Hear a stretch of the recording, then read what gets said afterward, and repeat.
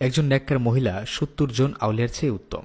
একজন বৎকার মহিলা ১০০০ বৎকার পুরুষের চেয়েও নিকৃষ্ট। একজন গর্ভবতী মহিলার ২ রাকাত নামাজ গর্ভহীন মহিলার ৭০ রাকাত নামাজের চেয়ে উত্তম।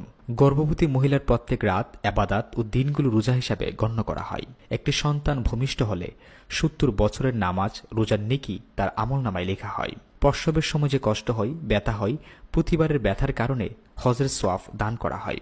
সন্তান প্রসবের ৪০ দিনের মধ্যে মারা গেলে তাকে শাহাদাতের মর্যাদা দান করা হয়। যে মহিলা বাচ্চাকে দুধ পান করান তিনি প্রতি ফোঁটা দুধের বিনিময়ে একটি নেকি লাভ করেন। যদি বাচ্চা কাঁদে আর মা কোনো প্রকার বদদোয়া না দিয়ে তাকে দুধ পান করান, আল্লাহ তাকে ১ বছরের নামাজ ও ১ বছরের নেকি দান করেন।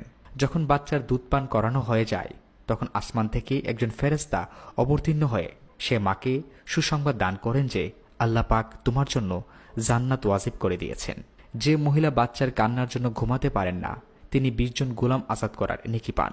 যে মহিলা তার অসুখের কারণে কষ্ট ভোগ করেন এবং তারপরও সন্তানের সেবা করেন, আল্লাহ পাক ওই মহিলার পেছনের সব গুনাহ মাফ করে দেন এবং ১২ বছরের ইবাদতের সওয়াব দান করেন। স্বামী পেরাশন হয়ে ঘরে আসলে যে স্ত্রী স্বামীকে খুশ আমেদ বলেন এবং সান্ত্বনা দেয় তিনি জেহাদের অর্ধেক নেকি লাভ করেন।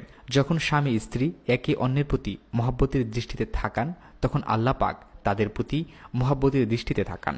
যে মহিলা স্বামীকে আল্লাহর রাস্তায় পাঠান ও নিজেকে হেফাজত করেন এবং ঘরে থাকেন তিনি পুরুষের ৫০০ বছর পূর্বে বেহেশতে প্রবেশ করবেন এবং ৭০,০০০ ফেরেশতা তাকে স্বাগত জানাবে এবং তিনি হুরদের নেত্রী হবেন। তাকে বেহেশতে গোসল দেওয়া হবে। সেই ইয়াকুদের ঘোড়ায় সাওয়ার হয়ে স্বামীর জন্য অপেক্ষা করবে।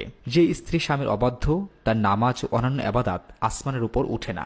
স্বামী যখন বাহির থেকে ঘরে ফিরে আসে তখন যদি স্ত্রী তাকে খানা খাওয়ান ও স্বামীর অনুপস্থিতিতে কোনো খেয়ানত না করেন তবে আল্লাহ পাক সেই স্ত্রীকে ১২ বছরের নামাজের সওয়াব দান করেন।